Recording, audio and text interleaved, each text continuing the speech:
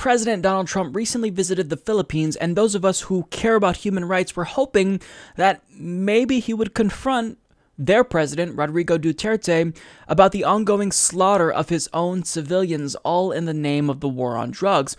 Now, this is an individual who is a monster, who is killing his own people. These are extrajudicial killings, and this has been happening for a long time now. So, as the president of the United States, Donald Trump, in confronting him about this, could shine a lot of light on this issue and potentially influence him to stop doing this. However, did Donald Trump confront Rodrigo Duterte? Nope. And it seems as though the reason why this is the case is because Duterte made Donald Trump feel like a princess. His Excellency Donald Trump, President of the United States of America.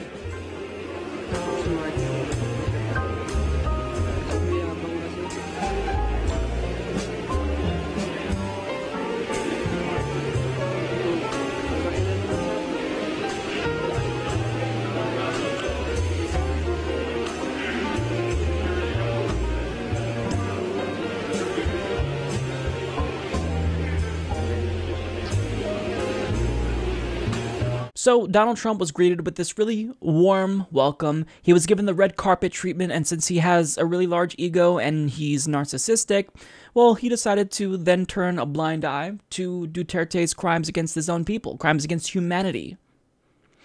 All because, presumably, he thought that their president was nice. Now, I'm not just saying this to be a dick to Donald Trump. I mean, we have reason to believe that Donald Trump didn't confront him about this because he felt really special. So according to Robert Mackey of The Intercept, he reports in Rodrigo Duterte's Philippines, the extrajudicial killing of suspected drug users and dealers gunned down by police officers or death squads with bystanders as young as 4 years old caught in the crossfire has become a part of daily life, with the death toll running into the thousands in the 16 months that he was sworn in as president. Duterte's appalling human rights record, however, is apparently not a subject of much concern to President Donald Trump, who met with the Philippine leader in Manila on Monday on the sidelines of an Association of Southeast Asian Nations summit.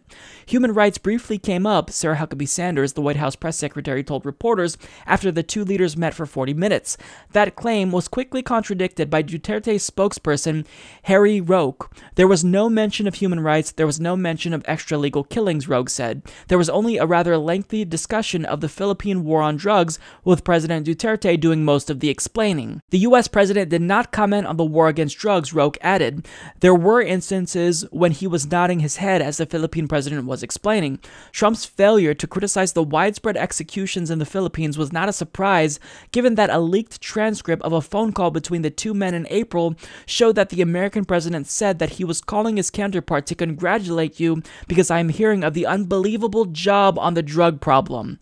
For his part, Trump gushed to reporters that his visit to the Philippines was a personal triumph, pointing to the warm welcome from Duterte as proof that he had single-handedly restored American prestige in the region.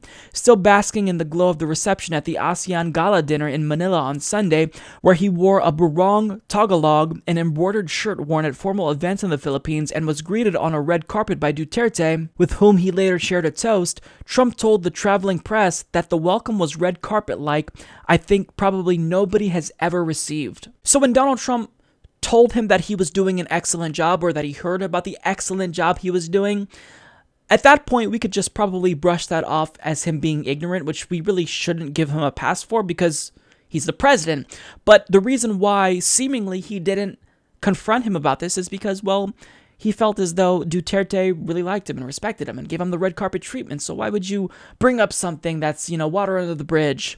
I mean, that's what it seems like, right? But I mean, Donald Trump is foolish because, unbeknownst to him, Barack Obama and George W. Bush were both given the same type of welcome. And in not bringing up Duterte's crimes against his own people, what Trump is probably thinking that he's doing and trying to pat himself on the back and toot his own horn, he's trying to say, I am repairing this relationship with the Philippines that Barack Obama strained. I mean, he's actually implied this on numerous occasions. Case in point. Visit will take us to Japan, South Korea, China, Vietnam, the Philippines.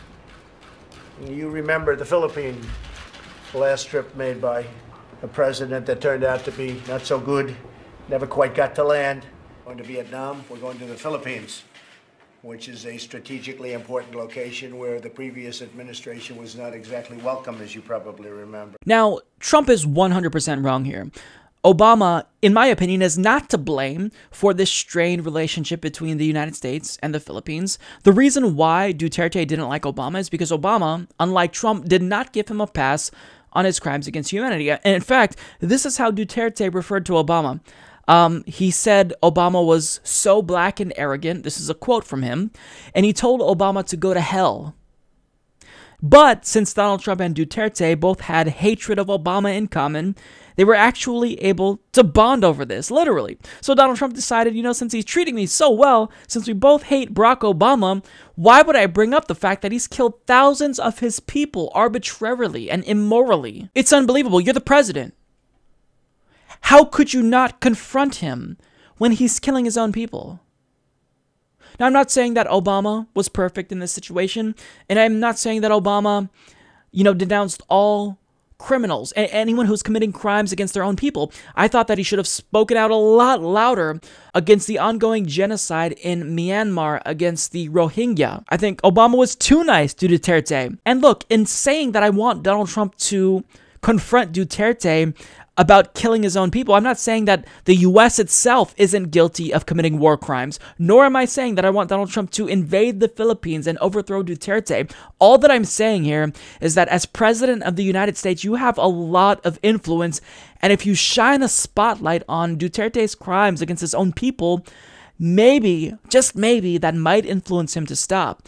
But you inadvertently just gave him the green light to do even more extrajudicial killings. Now, would Donald Trump realistically be able to influence Duterte to stop killing his own people? Probably not, because Obama couldn't convince him to stop doing that. But the fact that you wouldn't even bring this up, that's a problem, because now he's going to think that since you're turning a blind eye to it, he could do it even more.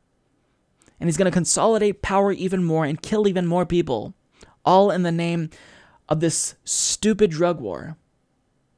So, this is unacceptable. And what's strange to me is that Duterte gets a pass from Donald Trump when he kills his own people, but when Bashar al-Assad kills his own people in Syria, Donald Trump bombs him.